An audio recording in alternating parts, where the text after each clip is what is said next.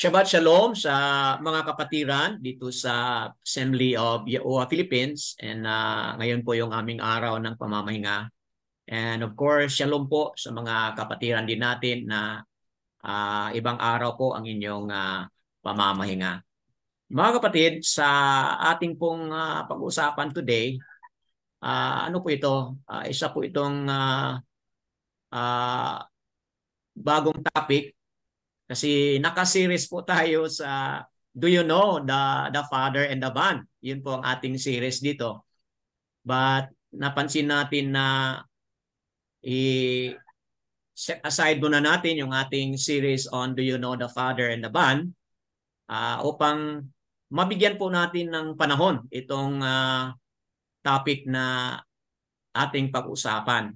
Okay, so ang aking brother, isa po siyang kasama natin dito noon, nag-send po siya sa atin itong video, at ayun, pinag-aralan ko, at ayan, nung pinag-aralan ko ito, ako'y nanalangin mga kapatid. I really pray kay Abba kung ano po yung ating maaring makuha na mga lesson dito sa topic nito: war, darkness, and the pursuit of the light, mga kapatid. So ito po yung ating pag-usapan. Mula po ito sa kay Sister Maria at Trumpet's Call. Ito po yung kanyang channel. At pwede po ninyong mapanood o makinig sa kanya kung ano po yung mga detailed na mga discussion dito. So due to lack of time, hindi natin ma-discuss lahat. But if you want to verify, mga kapatid, it's almost 2 hours. 2 hours nga yung kanyang presentation. So ito mga kapatid ay ating pagbulay-bulayan po dito sa Assembly of Yahuwah Philippines. At welcome po kung meron kayong mga contribution na nais niyong i-share din po. Welcome mga kapatid sa ating sharing later on. So mga kapatid na manunood, makikinig sa Republish, nais na po namin ipaalam sa inyo na nag-Torah reading po kami ngayon at nasa 2 Samuel po, chapter 22. So kung nais niyo pong basahin din po yon, pwede niyong basahin kasi napaka-connected po dito sa karanasan ni David o Daud. May connection po dito rin po sa ating pag-usapan today. So ayan, no, the war, darkness, and the pursuit of the light, mga kapatid. So bilang pagbigay ng kunting informasyon, bago itong video na ito, ito po yung kanilang discussion sa previous, para maintindihan natin kung ano po yung mga connection at ano yung mga discussion po nila, mga kapatid. So ito po yun, more on the judgment of Babylon, mga kapatid. And then dito makikita natin yung 3 signs of the second Exodus. So ito po yung kanilang sign. Una, yung darkness is coming. Okay, so yung idea, mga kapatid, na second Exodus, hindi ako familiar nito. Kasi ang alam ko lang, yung Exodus talaga yung nag-exit ang Matsariam mula sa Exodus nga, mula sa, rather, ang Yasharal, nag-exit sila mula sa Matsariam, mga kapatid. Yun ang alam ko na Exodus. Pero meron palang pangalawang Exodus. So, ang ibig sabihin, yung una nangyari sa panahon nila ni Moses, mga kapatid. Kasi ang kanilang interpretation dito is, according sa prophecy, 400 years po ang magiging alipin yung mga Yasharal, 400 years. So binilang nila, mga kapatid, batay sa kanilang pag-aral, na yung ilang years sila nagstay doon sa Yasharal. Oo, naabot sila ng 400 doon, more than 400 plus, mga kapatid. Ngunit, may mga taon doon na hindi sila naging alipin. So, sa kanilang mga calculation, there are only about more than 200 years o 200 years na naging slave sila. Kasi nung buhay pa si Pharaoh at yung buhay pa si Joseph, hindi pa sila naging slave sa panahon na yun. So in other words, yung kanilang slavery, kung bibilangin nila, more or less mga 200 years. So yun, nangyari na yung first Exodus doon sa unang first 200 years. Then, ang kanila naman pong computation is meron pang susunod pa na another 200 years of Exodus, mga kapatid.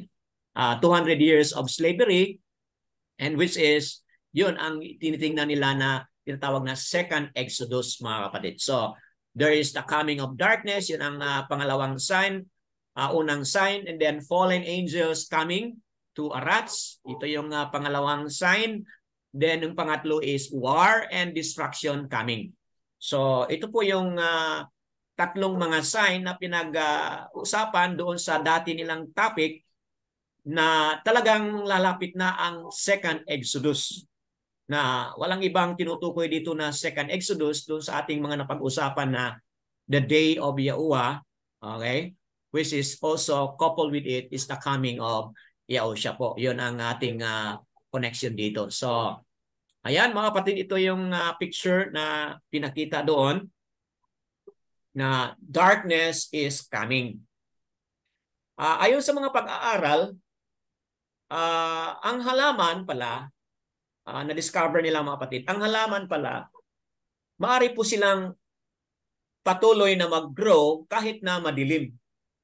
Bakit po? Kasi tuwing may araw pala, yung mga halaman ay kumukolekta po sila ng mga energy mula sa araw. Para sa panahon ng dilim, patuloy silang mabuhay at patuloy silang mag-grow, mga kapatid. Dahil sa mga stored energy na nakuha mula sa araw. So ang sinasabi dito ni Sister Maria na dapat hindi pa darating ang darkness, dapat nakakuha na tayo ng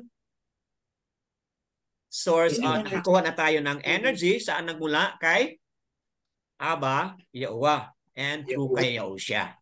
So dapat naka-zoom in tayo doon kay Abba Yahuwah at kay Yahushua sa ating mga readings upang makuha na natin yung energy, maka-stored na po tayo ng energy para sa darating na day of darkness, patuloy pa rin tayong magkaroon ng lakas.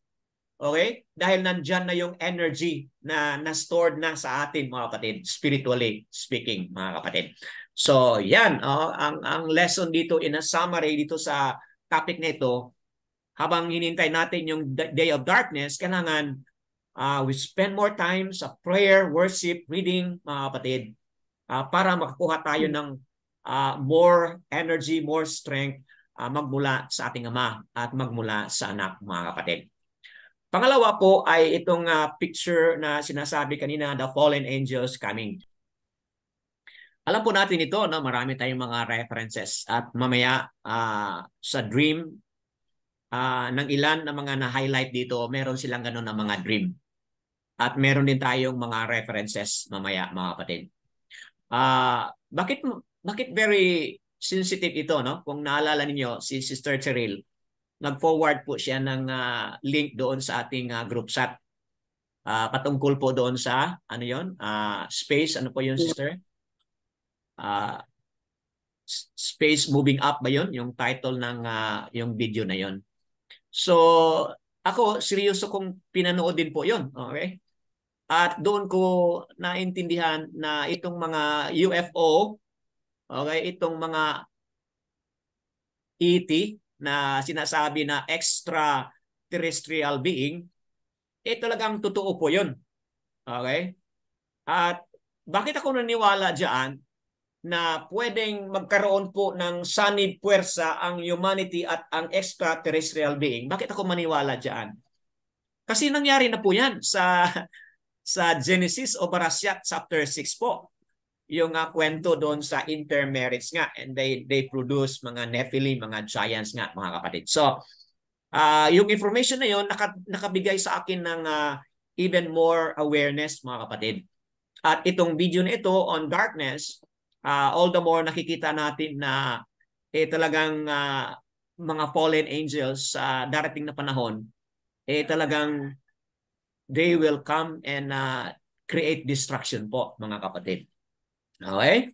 Then, ang pangatlong picture dito is about the coming of war. And then, ito no, hindi naman ito something na new to us, but it's been there, rumors of war. Okay?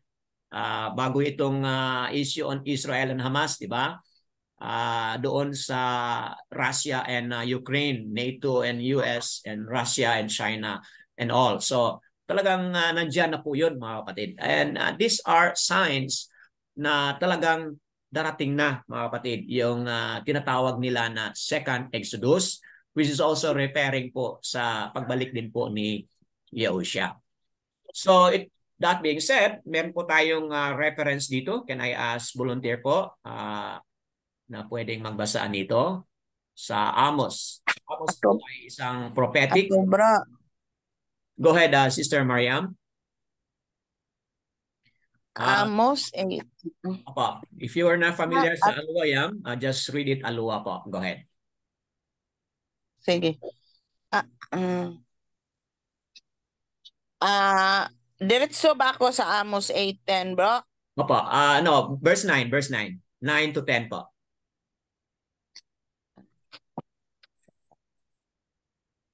Nandito na po sa harapan, sa harapan. Yes po, malaki. Araw sa katanghalian, tapat at aking padidilimin ang lupa sa maliwanag na sikat ng araw. At aking papalitan ng panangis ang iyong mga kapistahan. At lahat ng inyong awit ay magiging panaghoy. At ako'y maglalagay ng damit sako sa lahat ng balakang at pagkakalbo sa bawat ulo. At gagawin ko yun na kagaya ng pagtaghoy sa isang bugtong na anak. At ang wakas niyon ay gaya ng mabait na araw. Okay po. Salamat, Sister Mariam, sa pagkabasa. At yun po ay nabasa niya sa chapter 8 verse 10. Ang verse 9 po ay sabi, at sa araw na yun, sabi ni Yahuwah Aluwayam, and others would read it as Alua, aking palulubugin ang araw sa katanghalian, tapat. So kung sa English po ito ay noonday po.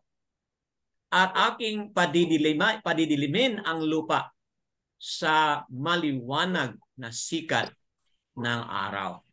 So, mga kapatid, itong day of darkness ay hindi pala ito mangyari sa gabi. Day of darkness mangyari talaga sa araw. Okay, noonday talaga mangyari itong day of darkness. Ayon po dito sa prophecy po ni Amos, mga kapatid. So, ang tanong is, bakit po? Bakit darating itong day of darkness? Nasa verse 10 po.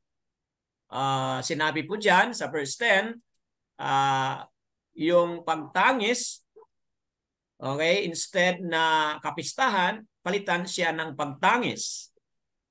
Okay? Instead na awit, magiging panaghoy po. Okay? At dahil dyan, talagang magkakaroon po ng mapait na araw, mga kapatid. Katulad ng pagtaghoy sa isang bugtong na anak, mga kapatid. Na kumbaga talagang kapag i-describe mo ang araw na ito, talagang mapait. Napakahirap po ang araw ng darkness, mga kapatid, na pinag-usapan dito sa mga talata na yan. So, that being said, kung balikan natin ito sa kasaysayan po ng Yasar-Al, kasi mga kapatid, ang prophecy po, maaari pong meron siyang mga multiple of fulfillment. Okay?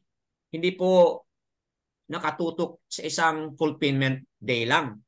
Maaari pong marami po siyang fulfillment, day of fulfillment. So ayon sa ating facilitator, mga kapatid, nasabi po niya na ang kanilang mga ninuno sa panahon po ng 70 AD, itong prophecy na ito ay nangyari na po, 70 AD. Okay? Nung si Yahushua ay umakyat na sa Siamayam at ang kanyang mga alagad ay nasa Jerusalem at nagpatuloy ng gawain, mga kapatid, 70 AD, nilusob po ng Rome ang Jerusalem sa panahon na ito. So, tingnan mo yan, no? Kapistahan, nangyari itong Day of Darkness sa araw ng kapistahan po. Pero sabi po ni Sister Maria, yung 70 AD na yun, sabi niya, hindi naman talaga nagkaroon ng darkness literally doon sa araw. Okay? Sabi niya, wala namang talagang darkness na nangyari sa araw na yun. Ngunit sabi niya, spiritually, sabi niya, kami po ay nagkaroon po ng darkness as a nation. Bakit po? Sabi niya, kasi nawala na kami ng karapatan. Naging na po kami, naging scattered na po kami sa iba't ibang mga dako dahil sa nangyari na yan. Yung aming heritage, yung aming history po, and all, yung aming hayakal kung saan doon ginaganap yung mga activities, mga kapatid, wala na. So para sa kanila, yun po talaga ay napaka-dilim. That was a day of darkness para sa kanila po, mga kapatid, na fulfill po 70 AD. At yun po ay panahon ng kapistahan. Okay? So anong kapistahan ang pinag-usapan dito? Ito po yung Passover. Diba? Pagkatapos po ng Passover, kasunod po yan yung unleavened bread.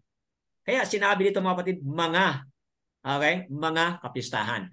So ayon sa kanyang pagpaliwanag, 7 araw po yun, at alam natin yun na yung unleavened bread ay 7 araw po, mga kapatid, 7 days po yun.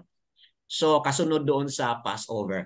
Yun din po ang panahon na Rome umatake po sa Yasaral sa panahon nito. Okay? Kung nakapanood kayo doon sa mga movies on Jerusalem Siege, mga kapatid, talagang kawawang-kawawa kapag mapanood mo yung Jerusalem Siege na movie na yan. Binigyan po ng movie kung ano talaga yung ginawa ng Rome at paano nila sinira o dinestroy, mga kapatid, ang Hayakal temple na yan, mga kapatid. So dahil dito, ito yung description, mga kapatid. But ito'y meron po siyang parallel na passage, mga kapatid, upang maintindihan natin ang Amos chapter 8. At ano po yung ating parallel passage ay makikita po sa Yesayao 21, mga kapatid. Dito po yung ating parallel na passage. And let me read it for you, mga kapatid. Ang pahayag tungkol sa ilang ng karagatan, kung paanong dumaan ang mga ipo-ipo sa Negev, ito'y nagmumula sa mula sa isang kakilakilabot na lupain. Verse 2 po. Isang matinding pangitain. Pangitain po, mapatid, ito po ay isang vision. Okay? Pangitain po, vision po ni Yesayao. Ang ipinahayag sa akin ng magnanakaw. Sa akin, ang magnanakaw ay nagnanakaw. At ang mangwawasak ay nangwawasak. Umahon ka o ilam, kumukubkob ka o midya, lahat ng buntong hininga na nilikha niya, aking pinatigil na. Okay po? So, kung tingnan natin yung New Living Translation, mga kapatid, itong verse 2, sinasabi doon na the distressor, okay, the distressor distressing, the destroyer destroying. Yun po, mga kapatid, ang nakasabi dito sa New Living Translation. At dito, mga kapatid, nabanggit po dito ni Abba Yahuwah, I will end all the groaning Babylon has caused. So, ito'y nagsasabi, mga kapatid, na itong Babylon, sila yung magnanakaw. Okay? Sila yung mangwawasak. mga kapatid, at patuloy silang nagnakaw, patuloy silang nangwawasak, mga kapatid. Ngunit sa ending dito, sinabi po ng ating Ama, aking pinatigil na. I will end all the groaning Babylon cause. So, mga kapatid, ano ba talaga itong Babylon na pinag-usapan dito? Sa video na ito, makakaroon tayo ng mas malawak pa at malalim pa na pag-unawa kung ano ba talaga ang ibig sabihin ng Babylon na yan, mga kapatid. So, as we move on, tuloy po tayo sa next na slide. Can I ask volunteer to read verse 3 and verse 4? Ako po, Brother Dan. Go ahead, Sister Mariam. Lieta po. Okay. Sister Lilet po. Lilieta po. Okay po. 3, 4. Kaya ang aking mga balakang ay puno ng kahirapan. Puno ako ng paghihirap, gaya ng mga hirap ng babae sa panganganak. Ako'y nakayuko na, ano pat hindi ako makarinig. Ako'y nanlulumo na, ano pat hindi ako makakita. 4. Ang aking isipan ay umiikot. Ang pagkasindak ay nakabigla sa akin. Ang pagtatakip silim ng aking kinasabikan ay nagpanginig sa akin. Hallelujah. Hallelujah. So mga kapatid, description po ito ni ano po? Description po ito ni Yeshayahu. Nung makita niya yung ang tindi, okay? Yung makita niya kung ano yung tindi na pangitain, mga kapatid. Ito yung kanyang reaction sa kanyang katawan. Siya'y nabigla, okay? Siya'y nagpanginig, mga kapatid. So, talagang, kung tingnan mo ito, mga kapatid, talagang ang tindi itong pangitain na nakita, mga kapatid, ni Yeshayahu. Okay, tuloy po tayo sa verse 4, 5, and 6. Sino yung nais na mag-volunteer kanina? Sister Corazon ba yun? Okay. Go ahead, Sister Corazon. Isaiah 21 verse 5. Sila'y naghanda ng hapag-kainan, iniladlad nila ang alpombra. Sila'y nagsisikain, sila'y nagsisiinom, magsitindig kayong mga pinuno, langisan ninyo ang kalasag. Isaiah 21:8, sapagkat ganito ang sinabi ni Yahuwah sa akin, ikaw ay humayo, naglagay ka ng bantay, ipahayag niya kung ano ang nakikita niya. Isaiah 21:7, kapag siya'y nakakakita ng mga nakasakay, mga ngabayo na dala-dalawa, nakasakay sa mga asno, nakasakay sa mga kamelyo, nakinig, siyang masikap ng buong sikap. Okay po. So, salamat Sister Corazon sa pagkabasa. Mga kapatid, ito yung nakita patuloy na nagpapahayag si Yeshayahu, mga kapatid. Yung panahon na yon, yung mga tao ay nagkakaroon po ng mga preparation. Okay? Ano yung mga preparation nila? Sa kanilang feast, mga kapatid. Okay? Hapagkainan, inaladlad nila ang mga lamesa at doon po, mga kapatid, nagsikain sila, nagsisiinuman. Okay? Kung sa English po, let's eat, let's drink, let's drink. So, ayun po mga kapatid ang celebration na meron sila. Okay? So habang nagkaroon sila ng ganon na mga busy activities sa mga party here and there, mga kapatid, verse 6, ito naman po yung nakita ni Yeshayahu na sinabi niya na maglagay kayo ng bantay, watchman na maglagay kayo ng watchman doon sa tower. At doon sa tower, makikita kung ano ba yung darating na mga kaaway, mga kapatid. So, ayun, merong instruction dito na kung meron silang makita na mga ngabayo, dalawa, na sabi na sakay sa mga asno o nakasakay sa kamilyo, sabi niya, makinig siyang masikap ng buong sikap. So, mga kapatid, ito yung instruction doon sa Watchman Tower. Kung ano siya, kung anong makita niya doon, kailangan responsible po siya na siya po yung mag-announce, mag-broadcast. So, ito rin po mga kapatid ang ginagawa ni Sister Maria, mga kapatid. She is like a Watchman Tower, mga kapatid, who is trumpeting, who is making an announcement, mga kapatid, about the coming darkness.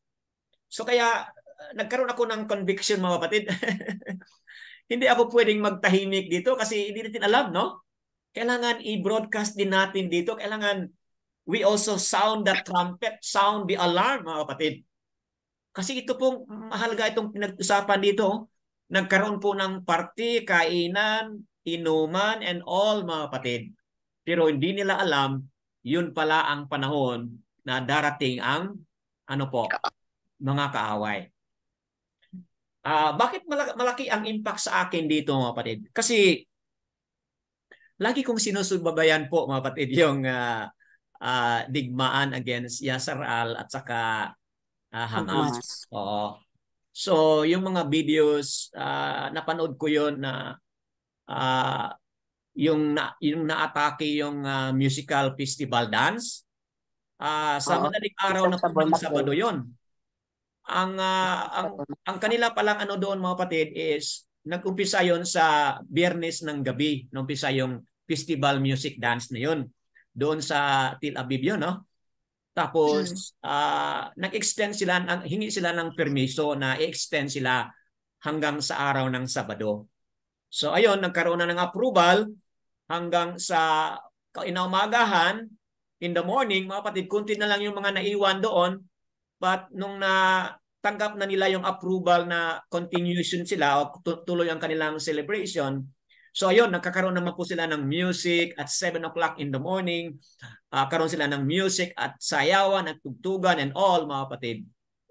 At yun na rin po ang araw na dumating na po yung mga Hamas. Okay po? So, ayan, mga kapatid, may connection talaga, no, na yung mga tao ay parang wala silang pakialam kung ano yung possible na mangyari. All that they want is to enjoy and extend the dancing and singing po. At kung naalala ninyo sa ating pinag-aralan doon sa Matatiao 24, na yung pagdating ni Yahushua ay katulad din sa panahon ni Noah, na kung saan yung mga tao ay, ano pong ginagawa nila? They were into what? Busy. Oh, they were into party. They were into grabe.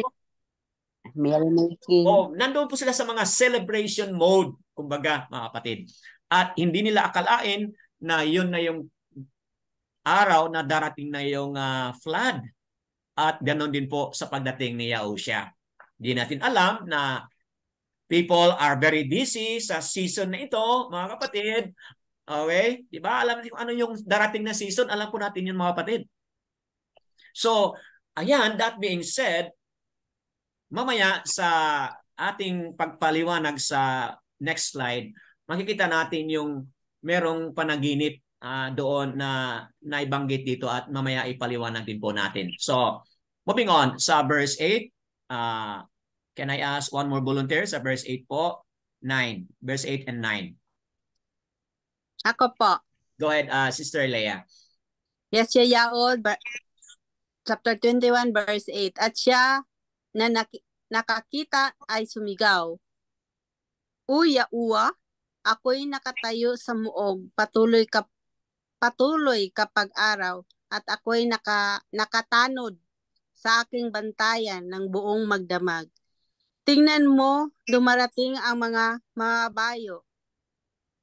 ngabayong dalawa, At siya ay sumagot at nagsabi, bumagsak, bumagsak ang Babylonia at lahat na larawang inanyuan ng kanyang mga makapangyarihan ay nagkadurog-durog sa lupa. Okay po. Salamat, Sister Leah, sa pagkabasa. So mga kapatid, ito na po yung nakita ni Yesayao, mga kapatid, na siya yung naging bantay dito. At yun, nakita na niya yung kabayo na darating na dalawa-dalawa. At ayun, nagsigaw na, mga kapatid. Ano yung sigaw? Bumagsak, bumagsak ang Babylonia. At lahat, sinabi ito, na larawang inanyuan ng kanyang mga makapangyarihan ay nagkadurog-durog sa lupa. So mga kapatid, this is now the declaration, prophecy, na darating ang panahon, Babylon will fall, mga kapatid. Babylon shall fall, mga kapatid. At itong Babylon na ito, meron pala siyang mga images, mga inanyuan. Okay, marami yan, mga kapatid, no? Lahat na larawan inanyuan. So ibig sabihin, mga kapatid, itong symbol, itong larawan ng Babylon, mga kapatid, napakarami pala yan. Okay? At mamaya makita natin kung ano yun doon sa Amerika, no?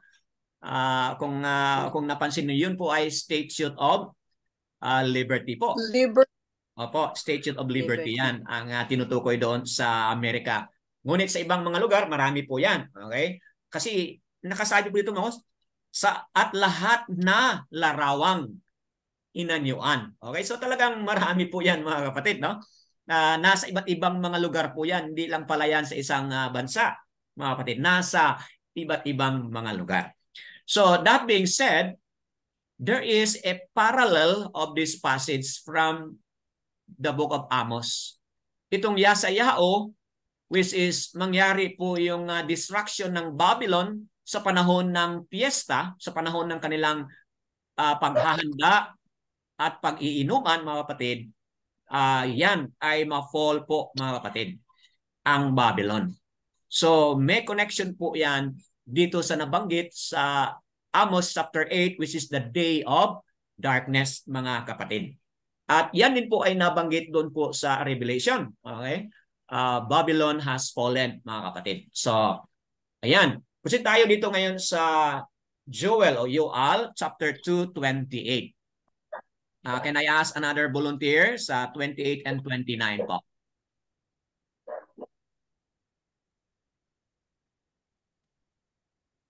Sino po ang pwedeng mag-volunteer? Itong espiritu, Rook po ang ating pagkabasa. Hindi ko na po nabago yan. Okay, aking Rook. Babasahin po natin. Anybody like to read on this? Ito na po yung sa mga panaginip. Go ahead. Okay. Joel chapter... Sister Leah, go ahead po. Joel chapter 2 verse 28. At mangyayari pagkatapos nito na ibubuhos ko ang aking Rook sa lahat ng laman at ang inyong mga anak na lalaki at mga anak na babae ay magsasalita ng propesiya. Ang inyong matatanda ay mananaginip ng mga panaginip. Ang inyong mga kabataan lalaki ay makakita ng mga pangitain. 29. At maging sa mga lingkod na lalaki at babae ay ibubuhos ko sa mga araw na iyon ang aking Rook. Okay po. Salamat, Sister Leah, sa pagkabasa. Mga kapatid, ito po ay prophecy naman po ni Yoel, mga kapatid, o Joel. Sa huling mga araw, ibubuhos ng ating Ama ang kanyang Rook. Okay, kanino po? Sinabi ito, sa lahat ng laman. Okay? Pour out His Rook, mga kapatid, to all flesh. Yan po ang nakasabi dyan, no? But tingnan mo yan, at mangyayari pagkatapos nito. So, ibig sabihin, merong certain time na mangyari po. So, ibig sabihin, meron pang previous event, mga kapatid. May previous event na nangyari. Pagkatapos doon sa previous event, then ito na yung mangyari. Ang kanyang rook ay ibubuhos niya sa lahat ng laman. Okay? Then, sabi niya, at ang inyong mga anak. So, ngayon, sino ang pinag-usapan dito? Kung dito lahat ng mga laman, ang ibig sabihin nito, mga kapatid, ay lahat ng tao. Regardless po kung siya ay Yasar-al o hindi. Kasi nakalagay po dyan, no? Sa lahat ng laman. Okay? Ngunit, pagkatapos niyan, sinabi niya, at ang inyong mga anak. So, sino na ngayon ang pinag-usapan dito? At ang inyong mga anak. Ito na po ay bansang Yasar-al, mga kapatid. Magkakaroon po ng ano po, mga anak na lalaki at babae, magsasalita ng propesiya, mga matatanda, makapanaginip, okay? Mga panaginip, then ang inyong mga kabataang lalaki ay makakita ng mga pangitain. So ito po yung mangyari, mga kapatid. Okay? Ngunit, kung tingnan natin ito, may connection dito sa bansang Yasar-al, bayan ng Yasar-al, mga kapatid. Verse 29, ganun din po. Ang mga lingkod, mga lalaki at babae, ibubuhos ko sa mga araw na yon ang aking rook. So, mga kapatid, let us take into consideration itong context. Let us acknowledge that it talks about the day of Yahuwah po sa chapter 2, verse 1. So, 28 na po yan, no? So, sa chapter 2, verse 1, ang pinag-usapan talaga is the day of Yahuwah. Na kung sa ating mga napag-usapan sa nakaraan, yan talaga ay araw na babalik si Yahushua. Okay, yung day of Yahuwah is the day of judgment kasi darating na nga si Yahushua, mga kapatid. Yun ang ating mga napag-usapan sa nakaraan. And not added to that, on this day of Yahuwah, day of darkness and gloom is also mentioned sa verse 2. So bago pala itong 28 and 29, meron na pong tinatawag na day of darkness. Okay? And day of gloom, mga kapatid. And there is a parallel to this in Matatiao 24, 28 to 29. At anong nakasabi po sa Matatiao 24? There were dead bodies, okay, everywhere, and the sun shall be darkened. At you can read some more kung ano mangyari doon sa moon and stars. You can read it by yourself, mga kapatid. So, take note, kung i-combine natin ang Yoal o ang Matatiao, mga kapatid, is really about the coming of Yahushua, which is the day of Yahuwah, which is the judgment day at the coming of Yahushua, mga kapatid. Maraming mga dead bodies na pinag-usapan at yun na nga, no? Day of darkness din po. Mangyari pala yan when Yahushua comes. Okay? So, malinaw po, maliwanag, mga kapatid. Moving on as we proceed sa next na slide. So, ang tanong dito is ganito, are Gentiles included? Kung sila po ay kasali, then ano po ang kanilang role? Okay? Do you have any answer po, mga kapatid? Kasi napanood naman ninyo po yung video. Maaring ang emphasis po doon ng video is batay po sa understanding ng born Yasar-al, mga kapatid. Are Gentiles included? Yes or no? Yes. Po, Yes. sa paliwanag doon, kasali ang mga Gentiles. But yung paliwanag niya doon is, yung Gentiles is referring doon sa mga servants. Male and female, male and female servants. That represents Gentiles. Okay? So, kung kasali ang mga Gentiles, ano ang role according doon sa na-emphasize doon sa video?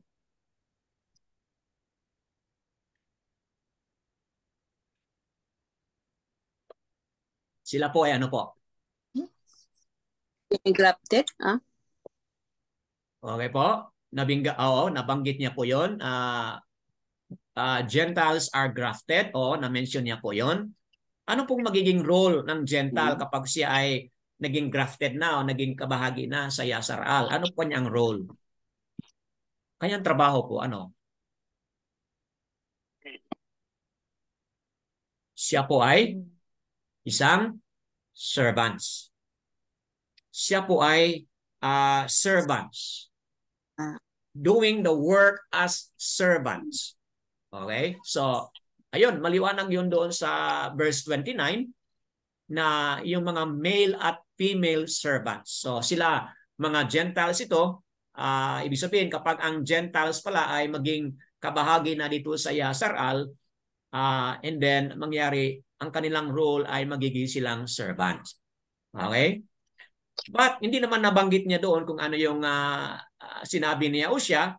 Kaya gusto kong i-integrate natin mga kapatid. Anong sinabi ni Yahusya? Matthew 24:31. Sa pagbalik ni Yahusya, ano mangyari mga kapatid? Yahusya shall gather his chosen ones from the four winds of the Arats. Okay? Magmula sa four winds of the Arats. West, east, south, and north, mga kapatid.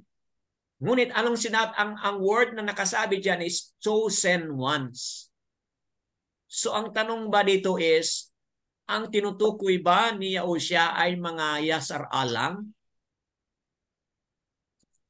When Yahusya said this word, chosen ones, ang tinutukoy ba niya ay mga Yasar-al lang? Doon sa video, yes, malinaw yon sa kanilang pag-unawa. Yasar-al lang talaga.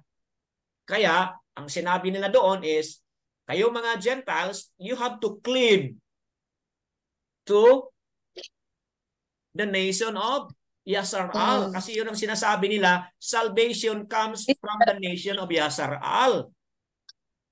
Narinig niyo po mga kapatid? Kaligtasan daw ay nagmula sa nation ng Yasar-al. Gentiles are just grafted.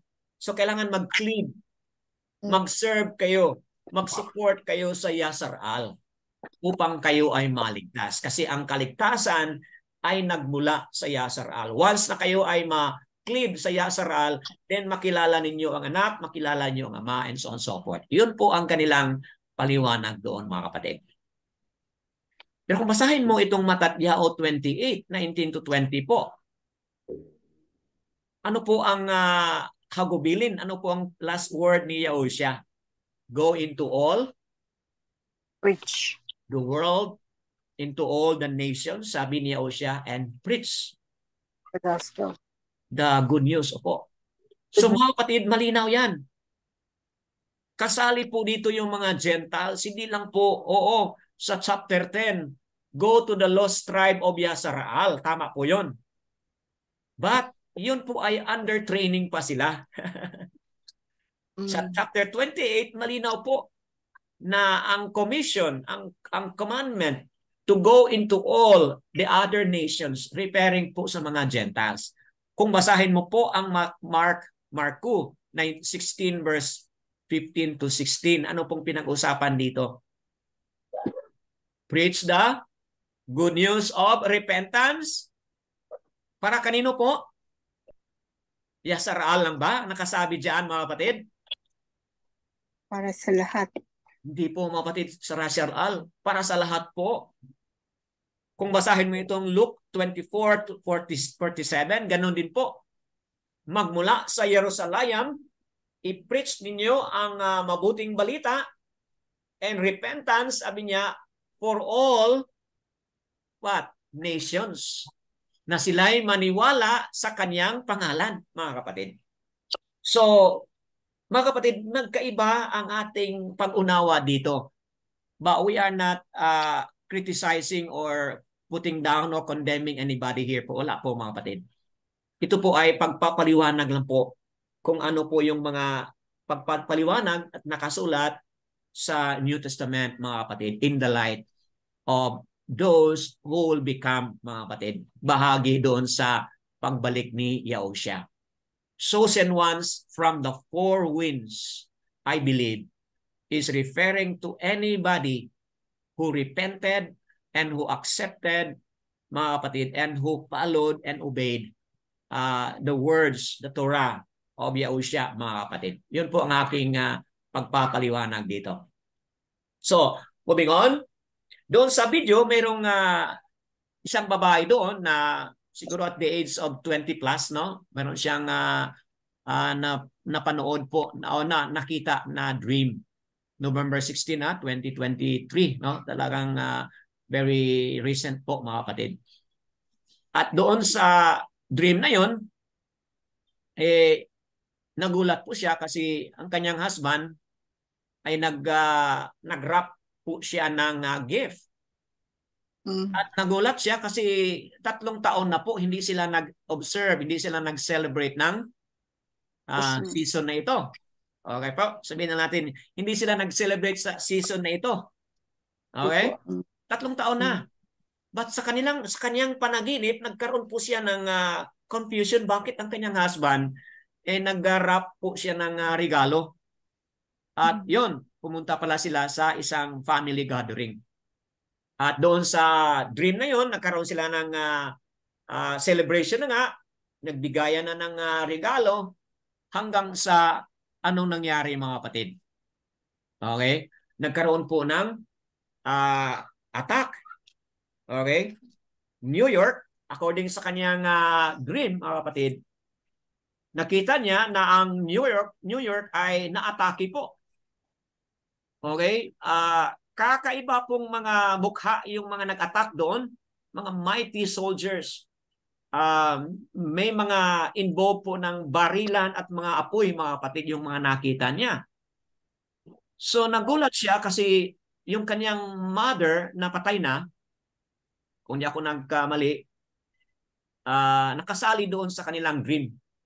At sigaw siya, "Run to the car." Okay? Run, faster, run to the car. So, ayun, ang kanilang nanay ang nag-drive ng car at hindi naman siya talaga experience doon sa pag-drive ng car. Pero yun ang nakita sa panaginip. Hanggang sa they run and run and run at hindi sila naabutan. Pagdating nila sa bahay, mga kapatid, ayun, pumasok sila sa bahay at ayun, hindi na sila naabutan, mga kapatid. Okay? Pumasok na sila sa bahay, close the window and all, mga kapatid, at yun na yung nangyari talaga doon sa New York. Ngunit napansin nila na ang kanilang compound, ang kanilang lugar kung saan sila nakatira ay hindi talaga nagkaroon ng destruction doon. But all other places sa New York nagkaroon po, mga kapatid, ng destruction. So sabi itong lady, sabi niya, I do not know when will this happen. Kasi November 16 po, mga kapatid. Good na lang, wala po siyang sinabi na mangyari yan ngayong December. Wala po, mga kapatid, wala siyang sinabi na I agree na hindi dapat banggitin kasi nga wala nga nakakaalam, mga kapatid. Okay? So, hindi natin alam, baka darating yung day of darkness na yan sa buwan ito o maybe sa susunod na panahon, mga kapatid, we don't know. But it's always good to be what? Sa ating napag-usapan na kanina, it's always good to be always ready, mga kapatid. Kaya we are making announcement, mga kapatid. Kayong mga manonood sa Republic, ganoon din po ang aming intention dito. Hindi namin ito sinasabi dito upang matakot kayo, but sinasabi natin ito na dreams are real. At dreams sa sinauna pang mga panahon ay ginamit po ng Ama na magbigay po ng mga pahiwatig at babala sa darating. O di ba? Naalala niyo po? Pero nung hindi pa dumating yung gutom, di ba? Paano niya nalaman na dating ang gutom, di ba? Sa pamamagitan ng dream. Panaginip. Opo. So talagang dreams are real na gamitin ng Ama, mga kapatid, na mangusap siya sa bawat isa. Okay? So ito yung sabi ni Sister Maria, we have to be discerning and not doubting. I agree with this mga kapatid. Na kailangan tayo maging discerning. And I would like to add na dapat tayo maging handa. Kasi nga, sabi ni Yahushua, no one knows, not angels, not the malak, not even myself, sabi ni Yahushua, but only the Father knows. Okay? So, ayun mga kapatid. Sa Amerika pala mga kapatid, alam ng Amerika ito na 400 years lang po yung bondage ng Yasser Al. 400 years po mga kapatid. But sa panahon po mga kapatid ni Trump, nagkaroon po nga mga kapatid no ng nagkaroon po ng commemoration sa panahon ni Trump, itong tinatawag na 400 years mga kapatid. So ibig sabihin tapos na yung first Exodus, so ipininiwalaan ni Sister Maria na talagang darating na yung second Exodus, which is ito nga itong tinatawag na Day of Darkness. So ang tanong dito is America the only Babylon? Hebron, hindi po. Okay, ang sagot doon ay hindi. Maraming mga nagsagot doon, no? At talaga mga kapatid, nakagulat pala mga kapatid, no? Kasi nga, kasali dito yung Spain, okay? Kasali dito yung NATO. Bakit kasali ang Spain? Kasi Spain is involved din po pala sila ng slave trade, mga kapatid. So when we say Babylon, mga kapatid, these are nation that also are involved into oppression, mga kapatid. Okay? Nation that is involved in oppression. Okay? So Spain, kasali dyan, mga kapatid. US, of course. UK, kasama, mga kapatid. Okay? And then, ano pa? Marami pang iba. Nagulat ako. Israel kasama din po, mga kapatid. Yung bansang Israel ngayon ay kasali pala dito. Okay? Bakit naging kasali sila? Siguro dahil din sa mga oppression na nangyayari dyan sa issue on Palestine, mga kapatid. Okay? And of course, bakit kasama? Kasi nga, kung napansin ninyo, mostly sa mga na-occupy yan ay ano po? Christian and Muslim. Opo, mga white po sila mga kapatid. They are the white. At ano po itong mga white na Yasser Al? Saan sila nagmula? From Europe? Opo, sila po ay nagmula sa Europe. Ayan po ay mga Khazars. Ayan po ay mga descendants of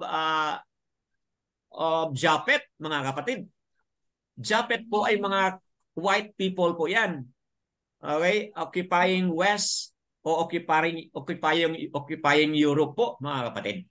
Hindi po yan mga lahi ni Shem, mga kapatid. Kasi ang Yasser Al na totoo ay mga lahi po ni Shem at yan po ay mga dark skin po sila, mga kapatid. So dahil diyan, naging kasama itong where the nation of Israel now, mga kapatid. Kasama sila diyan kasi they are involved also in that kind of activity, mga kapatid. Okay, moving on.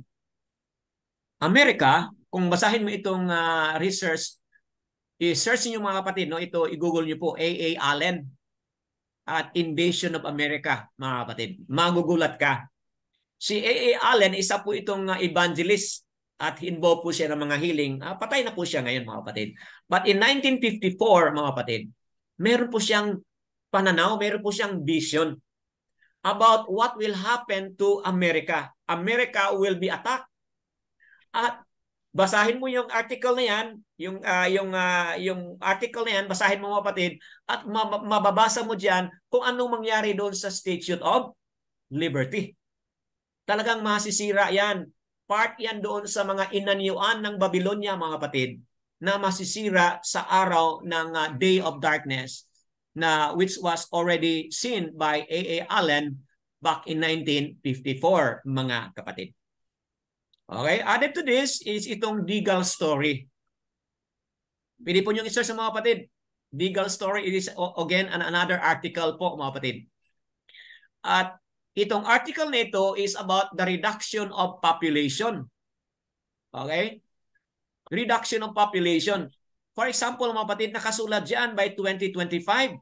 This was predicted 2014 po. USA po, anong mangyari sa UK, mga kapatid? Anong mangyari sa UK? By 2025, ang kanilang prediction po, mag-reduce po ang UK ng 80%. Wow, mga kapatid, grabe po pala mamatay sa UK, mga kapatid, according to their prediction. USA, 70%. Magiging 70% na lang sila, mga kapatid. And it means millions po. Kung hindi ako nagkamali, parang maiwan sa UK, parang mga 24 million kung hindi ako nagkamali, mga kapatid. Kasi 80% ay mamamatay. Okay? At marami pang iba. Nabanggit po doon, mga kapatid, yung mga iba't ibang mga countries. So, ano pong ibig sabihin nito? Hindi lang ito, mga kapatid, Amerika. Iba't iba pang mga bansa. Kasali na rin dito ang China, kasali na rin dito ang Russia at iba pang mga other countries, mga kapatid, na masasabi natin na magkakaroon po ng mga reduction, mga kapatid. So what's the point here? The point here is, kung napansin niyo ang Revelation 6:7-8, si Brother Bagong natin na nakapangalan ng kanyang Facebook na Bagong, mga kapatid, ito rin po ang kanyang na-comment doon sa video. Sabi niya, brother, talagang tamang-tama sa Revelation 6 verse 7-8 na magkakaroon po ng reduction ang population dahil sa mga calamity o darkness na mangyayari na yan. Well, oo, nabanggit dyan, but talking about Revelation, kasi may mga series of events ang Revelation po, mga kapatid. But the fact na magkakaroon po ng reduction ang population na banggit sa Revelation 6, maaring may punto ito, mga kapatid, itong day of darkness na sinasabi na sa 2025, expect po tayo. O diba? Kung napansin ninyo ngayon, have you heard of it, mga kapatid, na meron ng walking, ano po yun? Walking? Was it ang walking pneumonia, mga kapatid, nung nabanggit sa TV kagabi? Have you heard of that? In the Philippines. Walking pneumonia. Opo. In the Philippines po ito, mga kapatid. Walking pneumonia. Meaning, this person or this man, hindi natin alam kung ano ito, mga kapatid, dala-dala niya po yung sakit, yung virus, mga kapatid, na magbibigay ng pneumonia. Kaya sa Pilipinas ngayon, yung ubo at sipon, yung fever and all is again being activated. And again, meron naman pong another, ano pong idea na darating. Kung sa 2019 ay merong naibigay po sa katawan ng tao, ngayon meron naman pong another na ilagay pa sa katawan ng tao related dito sa issue on pneumonia, mga kapatid. So, ayan, mga kapatid, this is again connected dito sa Deagle story na ang ibig sabihin, gusto nilang magkakaroon pa ng more reduction, okay, of population, mga kapatid. So, ito na nga, yung sinabi nila, we have to cleave to Yasser Al. But, mga kapatid, para sa akin, Yahushua said, I am the... Ano pong sabi ni Yahushua, mga kapatid? I am the vine and you are the Branches. branches. Okay, we respect po kung yun ang kanilang pananaw, mga kapatid. But sa akin, I would stick to what Yahushua said, I am the vine, you are the branches. Anyone who stays, anyone who abides in me shall bear much fruit, mga kapatid.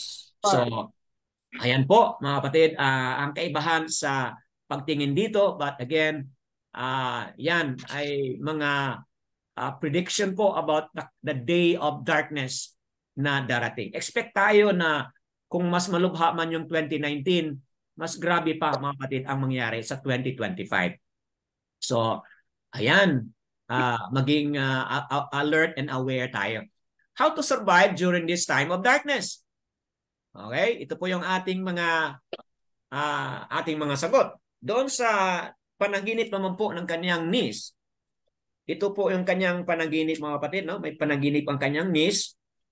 Kung i-summarize natin yung kanyang panaginip, is really about judgment po. Okay? Judgment po yung mangyari doon sa kanyang panaginip. Panaginip na po ng kanyang niece, pamangkin po na babae, mga kapatid. At dito makikita natin na yung kanyang panaginip ay, ayun, nakakita po siya ng mga fallen angels, mga kapatid. They are wearing, they are white with wings, mga kapatid, yung nakita ng kanyang niece. At yung panaginip na yun, magkakaroon talaga, mga kapatid, ng destruction po sa buong mundo. Bakit po? Kasi napaka taas po, giant po itong mga fallen angels na ito, mga kapatid. Height nila ay 7 to 8 feet ang kanilang height. And when they hit the ground, mga kapatid, okay, talagang nagkakaroon po ng destruction, mga kapatid. Okay? Brought about destruction. At yung kanyang pamangkin, nakarinig po siya ng sigaw. Daughter, itong sigaw, daughter, run into your house. Faster, run into your house. So, mga kapatid, doon sa panaginip, may similarity doon sa panaginip doon sa New York. Dito sa kanyang pamangkin. Na takbo ka doon sa inyong bahay, and then close the window, close the door. Yun, may similarity, mga kapatid, doon sa mga nangyayari dito. At they were able to survive, mga kapatid, doon sa kanyang panaginip. Nakasurvive po sila, mga kapatid. Okay? So, this is really a worldwide attack, mga kapatid, itong Day of Darkness, wherein the fallen angels are involved in it, mga kapatid. So, ito na ngayon sinasabi na how to survive during this time of darkness. So, sinasabi niya, if you have darkness within you, you've got to let go of it. Okay? Bakit po? This darkness is like a magnet. That darkness attract to us. So, ano yung binabanggit niya, mga kapatid, na darkness that is within us? Ito na yung mga anger, no? Nabanggit niya po. Yung mga bitterness, yung mga unforgiveness, okay, resentment. Okay, yun po yung mga darkness within us. And of course, kung sa ating understanding, yung ating pagka-Torah-less, mga kapatid, kung di tayo sumunod sa kanyang Torah, we are walking in darkness po, mga kapatid. Okay po? Then, if one is engaged in sin, sabi po niya, stop it and repent now. So, tingnan mo, mga kapatid, itong darkness within us is like a magnet. Na sa panahon na ito ng Day of Darkness, kung ang puso natin ay punong-puno ng darkness, talagang maapektuhan tayo, mga kapatid. The darkness will really run after us, will run to us, because that darkness within us is like a magnet, mga kapatid. At alam nila kung sino yung mga may darkness, alam nila. At yung mga may darkness, mga kapatid, sila po, iyan po talaga ay magkakaroon po ng affected doon sa mga panahon na yan, mga kapatid. Kaya, what is the message now? Kung meron man tayong mga engagement sa mga kunting mga bagay, ngunit yan ay darkness, could be cellphone, could be internet, whatever, mga kapatid, we are engaged in that activity. It's time to let go of it, mga kapatid, of that darkness within us. Repent tayo at balik loob sa Kanya, mga kapatid. So another dream of a young man, itong dream ito, nakita ng isang lalaki at hindi niya sinabi yung pangalan. At sa dream na yan ay nakita niya na darkness is also coming. And added to that darkness coming, may nakita siyang black dragon, mga kapatid. At itong black na dragon na ito, alam niya kung sino yung kanyang target, mga kapatid. Alam niya kung sino ang kanyang target. And this black dragon, mga kapatid, sa kanyang dream, talagang gumawa po mga kapatid ng distraction mga kapatid sa kanyang dream. Okay? So, ano nangyari? Ganon pa rin mga kapatid ang nangyari. Question on how to survive during this time of darkness. Ganon din po mga kapatid. Itong young man ito nagtakbuhan kasi narinig niya ang voice. Go home. Go back to your house. Run as fast as you can. Mga kapatid. When you reach your house, sabi niya, close the window, close the door, close everything, sabi niya. Because they are running after you. So, doon sa kanilang paliwanag, sino daw yung dragon doon sa Revelation chapter 12? Diba? Satan po yun. At sino yung woman na hinabol ng dragon doon sa Revelation chapter 12? Sino yung woman na yun? Diba po? Ang kanilang pag-unawa is yun po ay the 12 tribes of Yasar-al. Okay? So hindi po yun assembly. But that refers to the 12 tribes of Yasar-al, yung woman na yun. And yung woman na yun na hinahabol ng dragon was brought to a safe place. So ang lesson doon is kung tayo man po ay follower na po tayo ni Abba Yahuwah, mga kapatid, din Yahusha, hindi tayo matakot kasi dadalhin tayo doon sa safe place na yan. At kung titingnan natin itong mga panaginip na ito, the safe place is go and run to your house. Yun po ang nakita natin sa mga panaginip na ito, mga kapatid. Now, alam naman po natin anong ibig sabihin nito, mga kapatid, no? Nung binasa ko itong passage na ito, mga kapatid, ito talaga ay nakakatindig balahibo nung binasa ko ito. Siyempre, noon, alala nyo na meron tayong emphasis dito sa Isaiah 28, verse 18 po. Meron tayong emphasis dito. Naalala nyo po yung pinag-usapan natin yung covenant of dead, dead covenant o covenant of Sheol, mga kapatid. Naalala nyo yung pinag-usapan natin noon. Kung basahin mo yan, mga kapatid, covenant of covenant of death, mga kapatid. Ang ibig sabihin nito, covenant of death. Okay?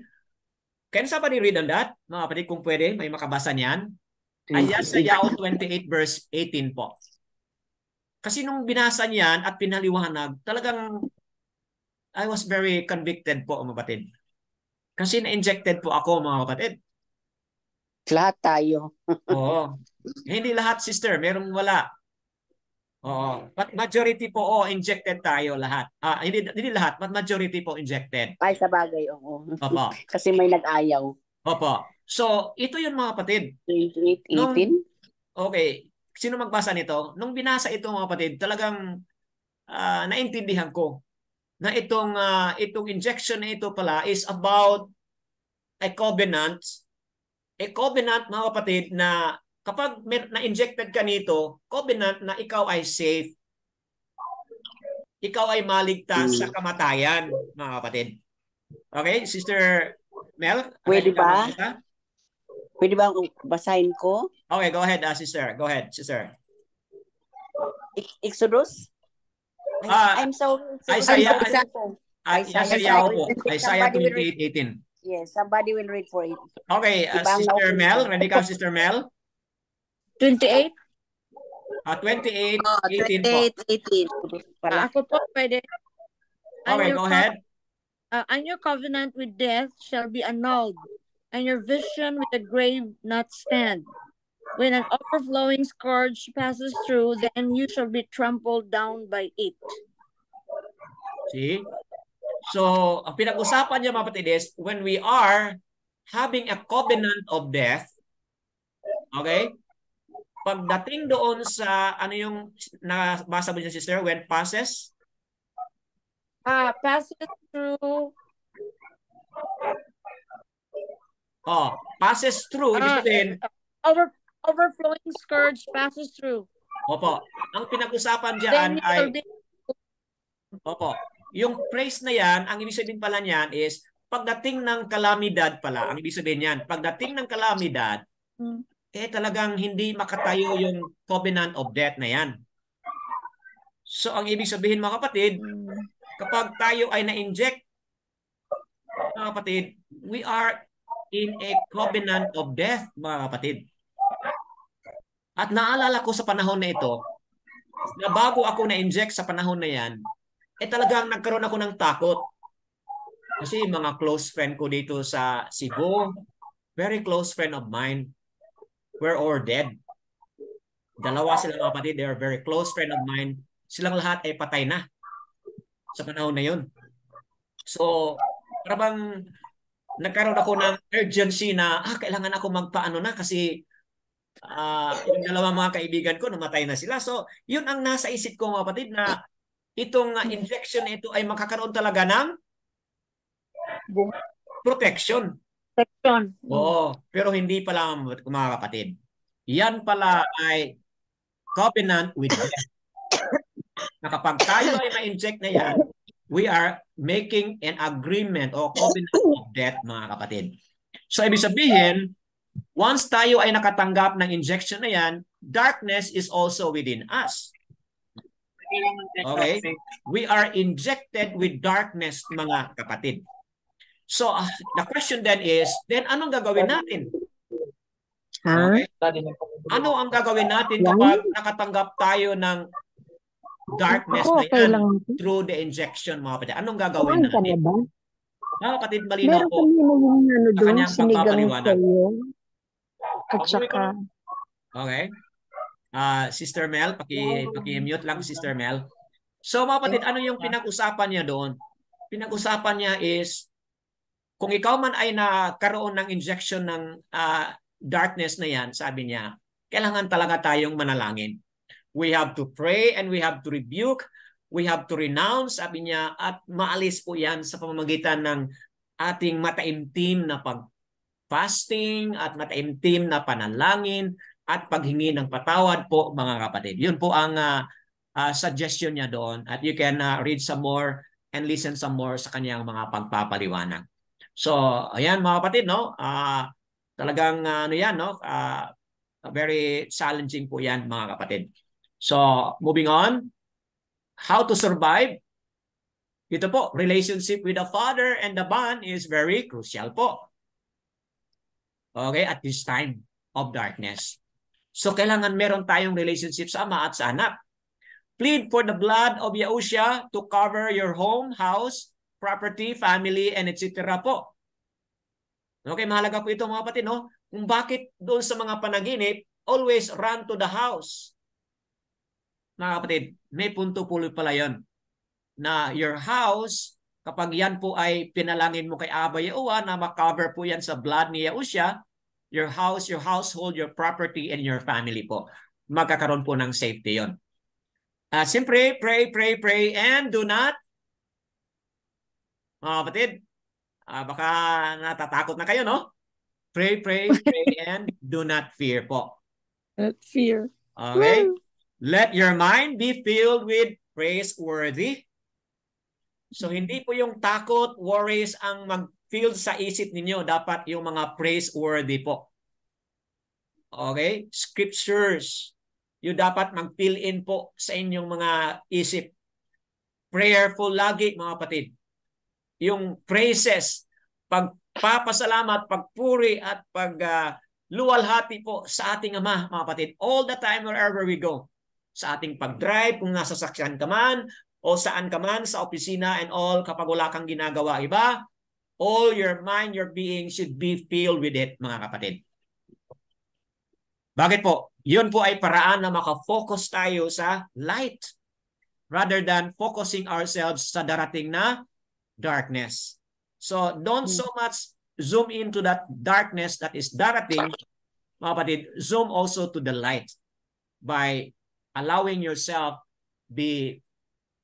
your mind to be filled with prayer, praiseworthy scriptures, and praises.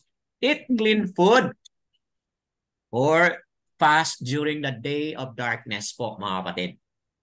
Okay? So, ano man yung mga clean food?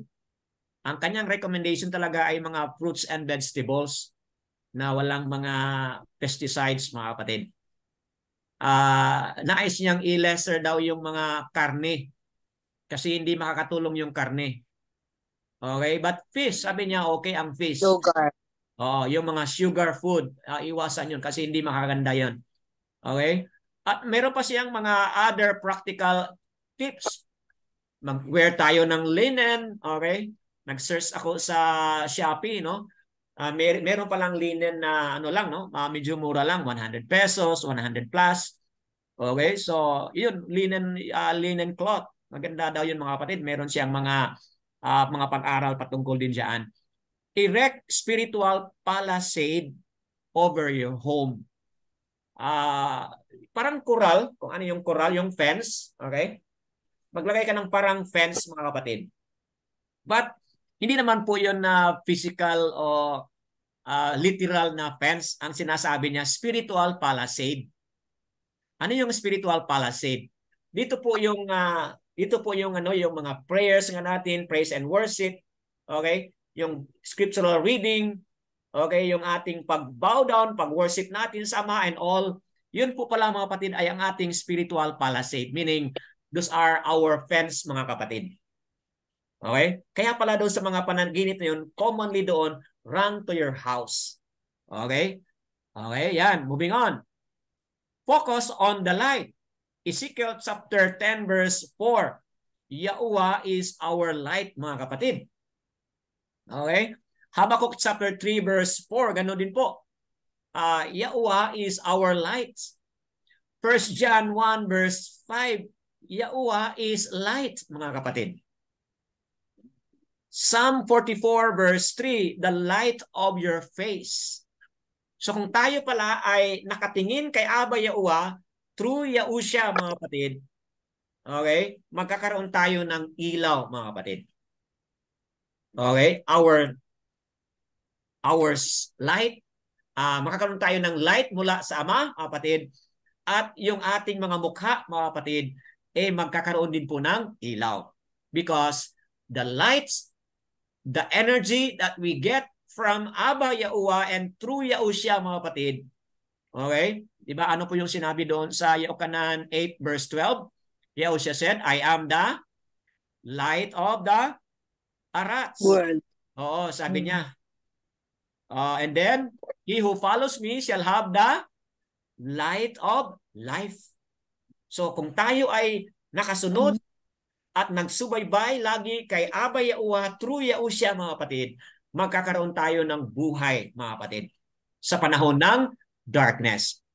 Kanina, di ba, nasabi natin na ayon sa mga pag-aaral, that in the time of darkness, yung mga halaman ay patuloy pa rin nag-grow. Kasi yung yung photosynthesis, kung di ako nagkamali, nagkakaroon ng storage doon sa mga halaman.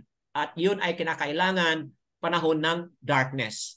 So ganoon din po tayo mga kapatid. Do dadaan tayo sa time of darkness, but kung nakafocus tayo kay Yahuwah at Yahusha, who is the source of light, then mag-grow tayo at maging malakas tayo in the time of darkness, mga kapatid.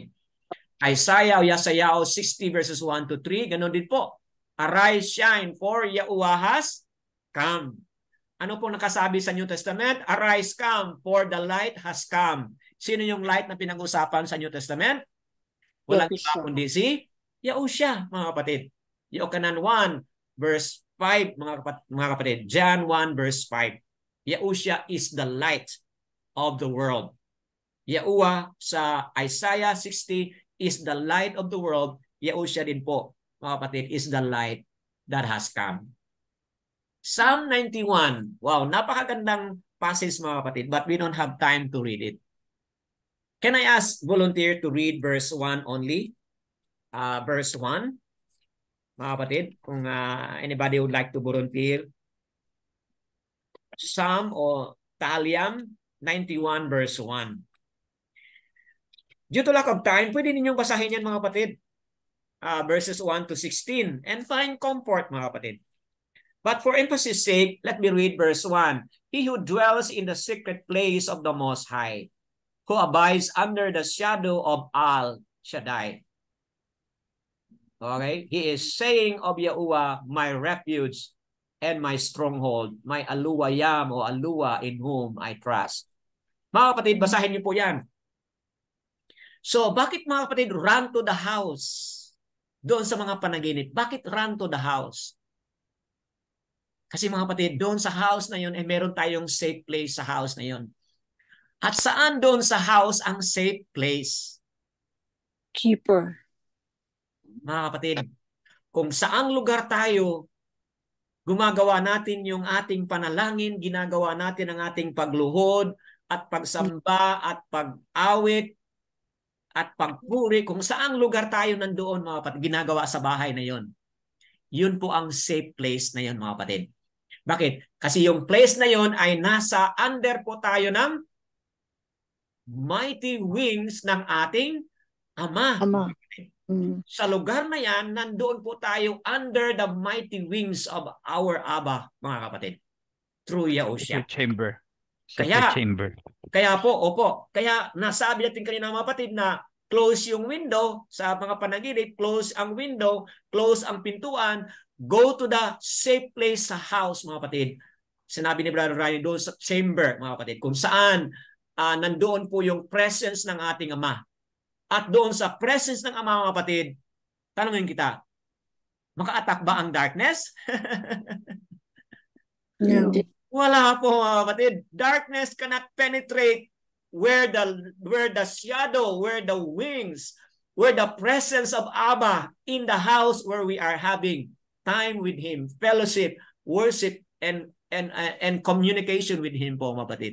That is the safe place mga kapatid. Kaya sa time of darkness, wala tayong time magtakbo sa malayong lugar. Takbo kayo sa bahay ninyo at hanapin yung saan yung lugar na yon. Kung saan kayo nakaluhod, naka-worship and all. Mga kapatid, kung masahin natin ang Joel chapter 2, verses 4 to 14. Wala po ito doon sa video. But nabasa ko po ito mga kapatid, Joel chapter 2, 4 to 14. Nabanggit po dyan mga kapatid yung mga sundalo na darating ay mga mighty soldiers. So ano ba ibig sabihin po yan mga kapatid, mga mighty? Yun po ay mga angelic being mga kapatid. Okay? Basahin niyo po mga kapatid. Hindi po nakasabi sa video ito. But if you read it, makikita mo mga kapatid na yung day of darkness na yan na pinag-usapan dyan sa chapter 2 ng Yoel verse 2 mga kapatid. Yung day of darkness na yan, talaga ganun ang pagka-describe. Okay? Ano nakasabi sa verse 4? Their appearance is like the appearance of horses, and they run like steeds. As the noise of the chariots, they leap over mountains, as the noise of flaming fire consuming stable, as of mighty men placed in battle array. Before them, peoples are in anguish. Verse 6 po. All faces became flushed. They ran like mighty men. They climbed the wall like men of battle. Everyone goes on his way, and they do not break ranks. Verse 8, and they do not press one another. Everyone goes in his path. They fall among the weapons, but they do not stop. Verse 9 po. Kakatindig balahibo mga kapatid. Verse 9, they rush on the city. They run on the wall. They climb into the houses. They enter at the windows like a thief.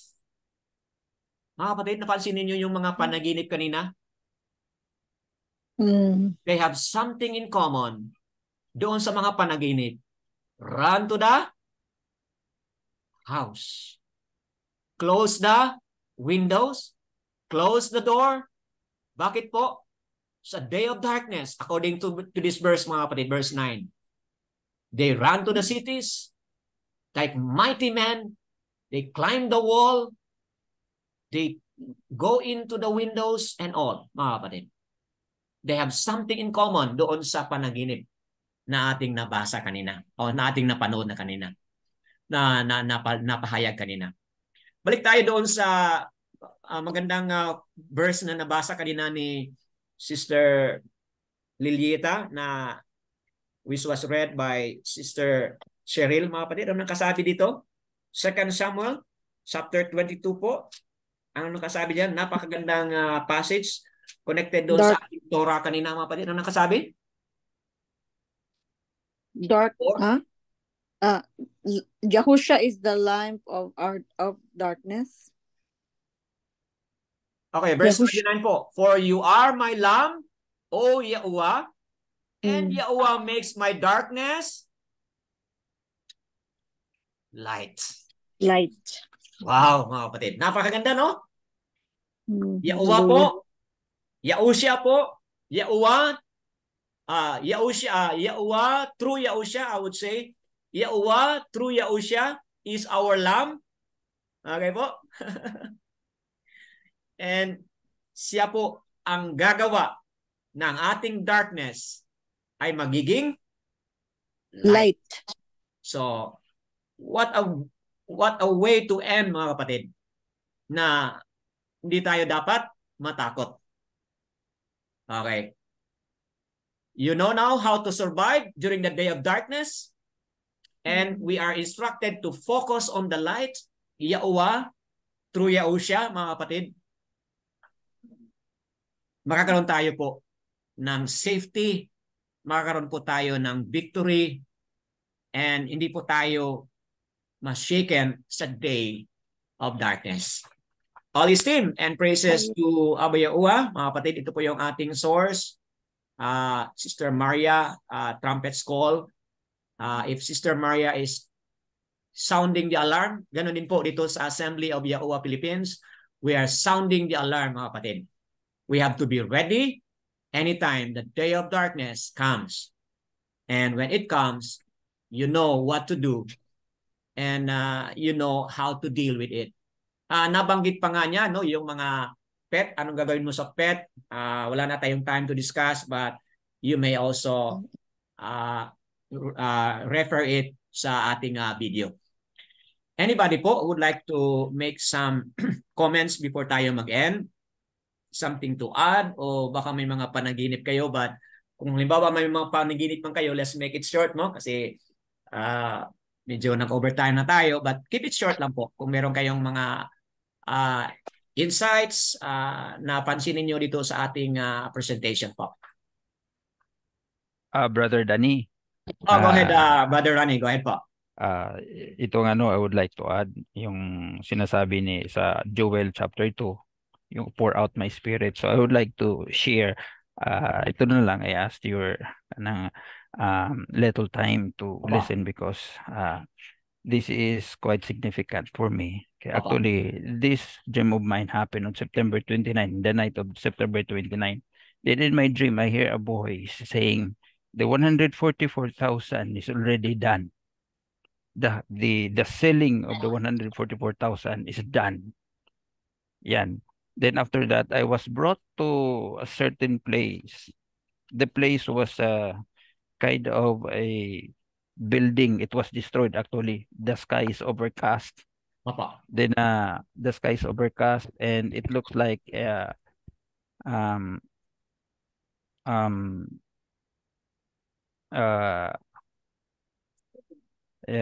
I was brought to a house, tapos kind of messy yung house, dusty, and there are heap all around, lumbers and woods. Then after that, in my left, nakita ko yun, in my left side, may nakita ko na 4 hideous creatures. They look like a lion. Then they have maimed like a lion. Then they're attacking me. Actually, they're attacking me, but they cannot come near to me because there's some kind of may baluster doon sa gilid na sa left side ko na may mga kahoy doon na hindi sila makatak. Pero I saw them. There are at least 3 to 4 of them. Then in front of me was a wall about 8 meters away. Di nakita ko doon sa wall may some kind of a stage. Tapos it's a messy place actually. Then I saw there a black smoke.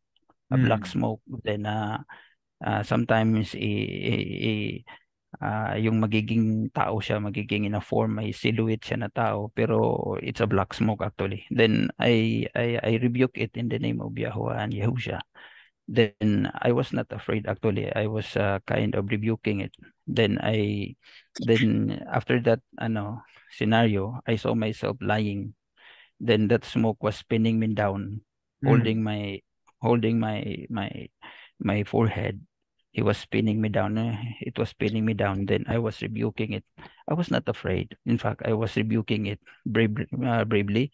Then sorry po, sometimes ano ko kasi hindi ako masyado sa Tagalog kasi may mga ano tayo na mga Tagalog. So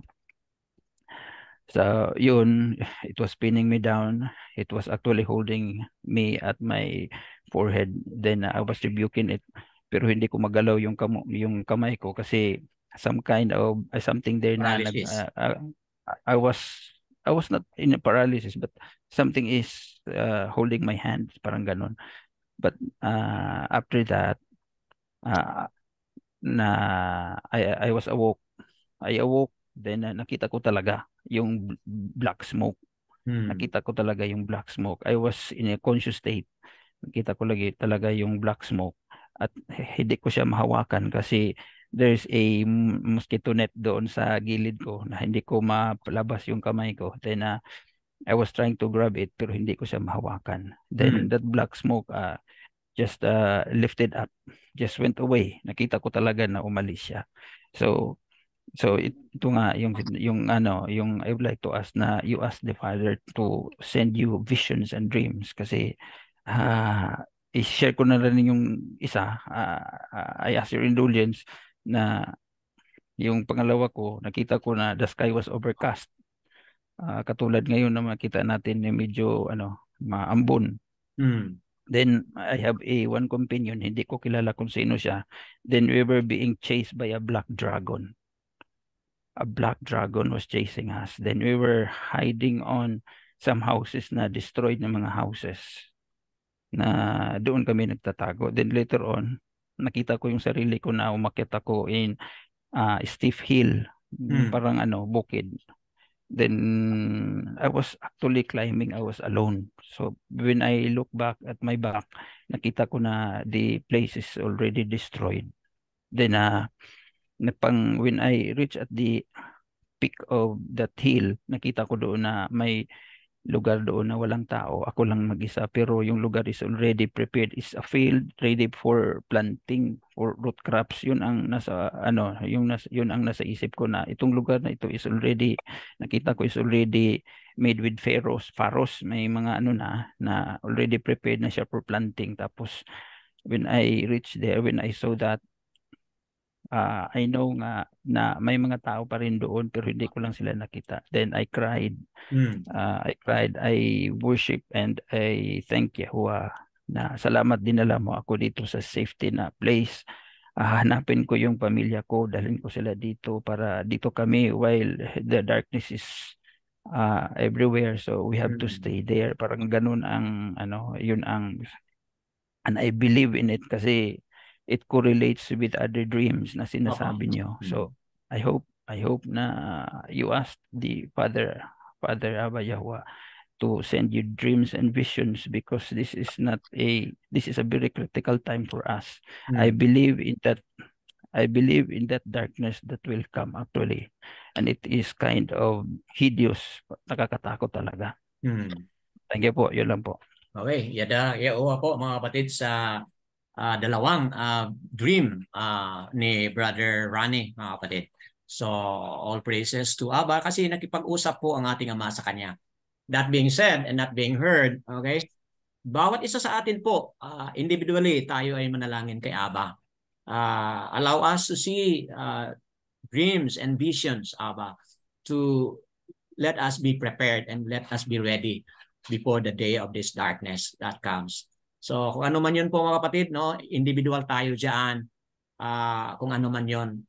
But sa ating na-highlight ngayon, your house, okay, could be a place of safety mga kapatid. So, ayan, kung meron pang iba na ipa-reveal ng ating Ama, so be it mga kapatid.